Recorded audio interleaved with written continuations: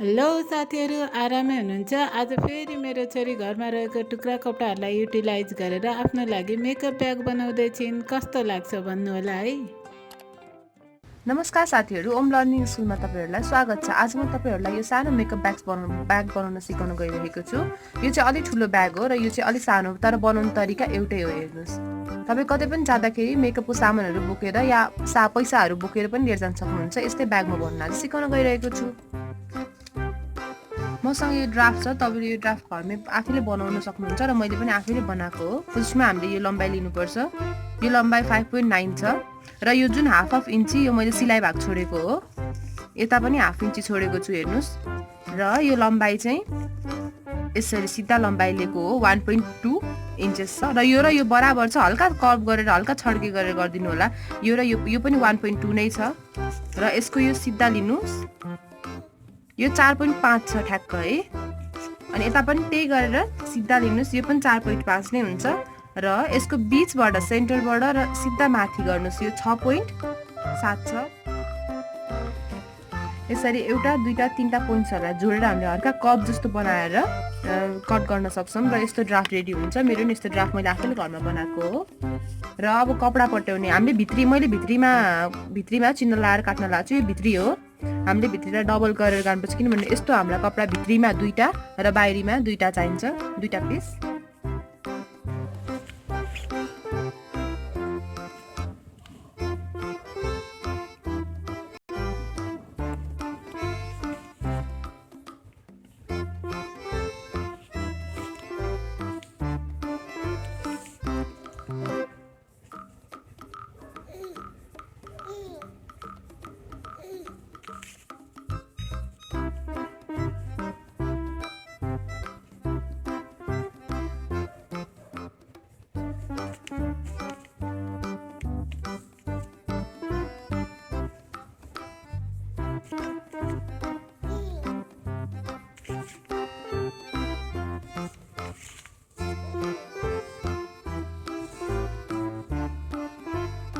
यसरी मैले भित्रीको दुई पिस काटिसकेको छु। तपाईहरु हेर्न सक्नुहुन्छ।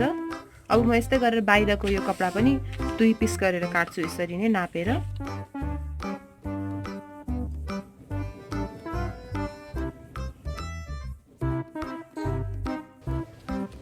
यसरी मैले ड्राफ्ट गरिसकेको छु। अब यसको नि म दुई पिस बाहिर कपडा पनि दुई पिस काट्छु।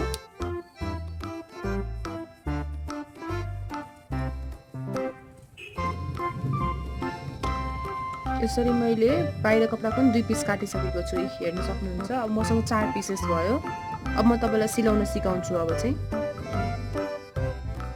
यसरी मैले अब भित्रको पार्ट दुईटा सिलाउँछु सँगै गरेर। यो भाग चाहिँ हामीले नसिलाउने, किनभने यो भाग चाहिँ हामीले उल्टाउने भाग राख्नुपर्छ।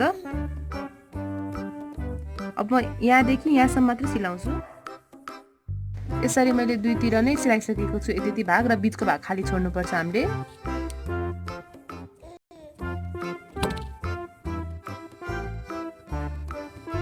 र म यो जुन चुच्चो भाग यसलाई पनि सिलाउँदिन अहिले। अब यहाँदेखि यहाँसम्म सिधा सिलाउँछु मैले।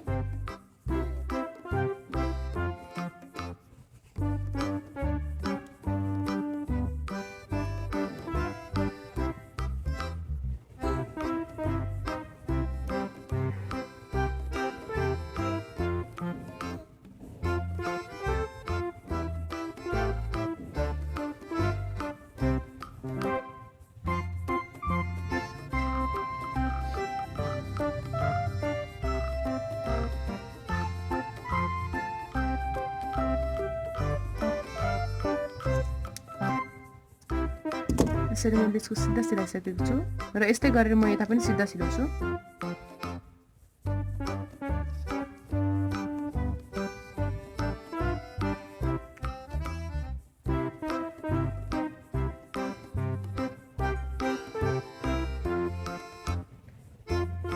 यसरी पनि मैले सिधा सिलाइसकेको छु।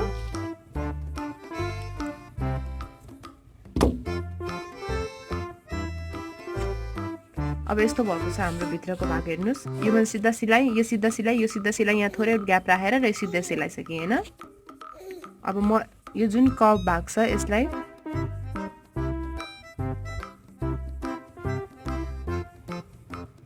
यस्तो गरेर सिधा सिलाउँछु हेर्नुस् त यस्तो गरेर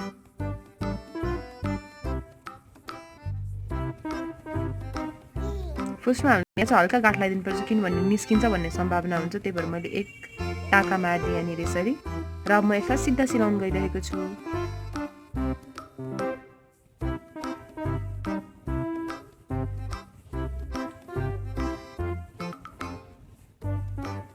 यसरी सिलाइसकेको छु मैले अब अलिकति सिलाएर टाका मार्दिन्छु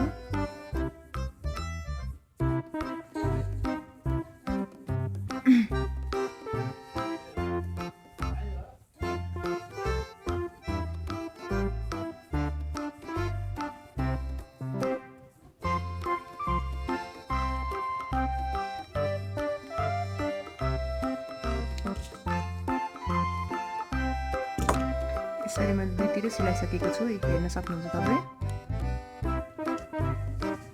हाम्रो ब्याकको एउटा पार्ट यस्तो भएको छ र अब यो सुल्टोपट्टिको भाग पनि म त्यस्तै गरेर सिलाउँछु पहिला सुरु यो उल्टो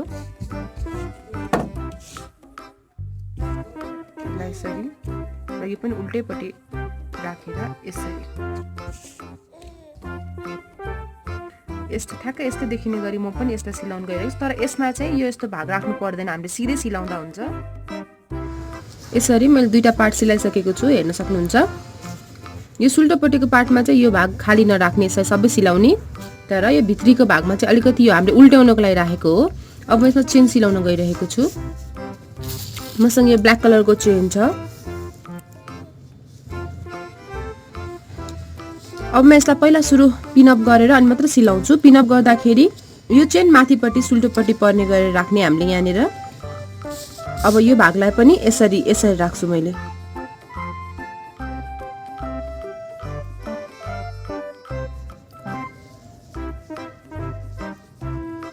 यसरी पिनअप गर्ने यसरी भित्री पार्ट अनि त्यसपछि चेन अनि त्यसपछि बाहिरको पार्ट हामीले सबैलाई यसरी नै पिनअप गर्दै जानुपर्छ र पिनअप गरेको भन्दा अलिकति तल सिलाउनु होला सिलाउने टाइममा चाहिँ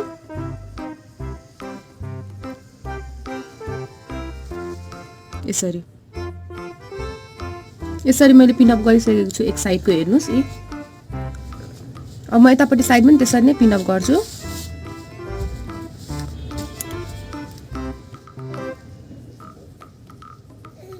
मेरो यो चेन अलिकति छोटो र यो कपडा अलिकति ठुलो भएको भएर म हल्का खुम्च्याउँछु त्यस्तो केही फरक पर्दैन किनभने मसँग यही चेन थियो घरमा तपाईसँग जुन चेन छ त्यही चेनले गर्दा हुन्छ म यसलाई पनि पिनअप गर्छु अब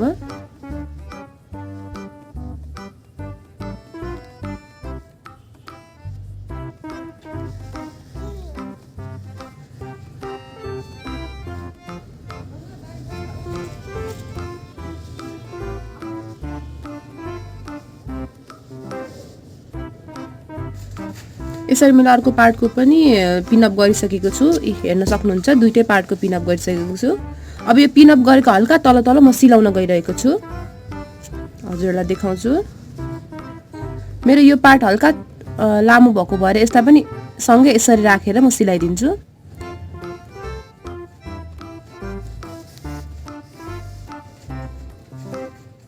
फुस्मा यहाँनिर एकचोटि गाँठो लाउनु किनभने फुस्किने सम्भावना हुन्छ त्यसैले यसलाई लक गरेर सिलाइदिनु होला यसरी र अरू नर्मलै सिलाइदा हुन्छ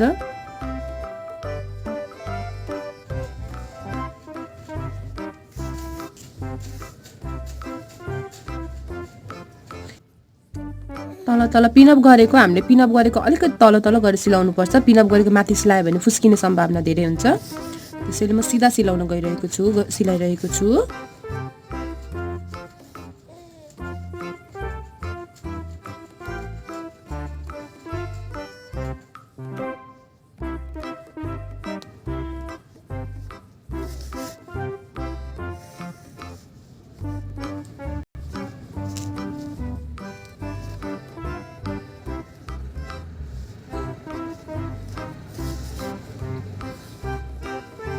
यसरी नै म सिलाउन यहाँ पनि यता यो दुईटै पार्ट सिलाउँछु यसरी नै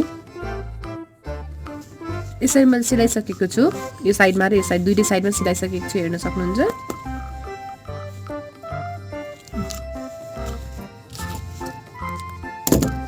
अब यसलाई यो राखेको सानो पलबाट म सिधा सुल्टो बनाउँछु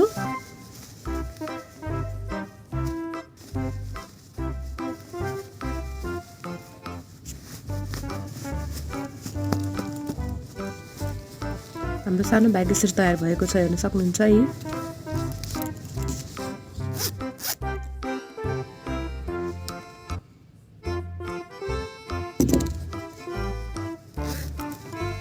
अब हाम्रो यो पार्टलाई पनि हामी हेभिङ गरेको तरिकाले सिलाइदिन्छौँ यसलाई पनि।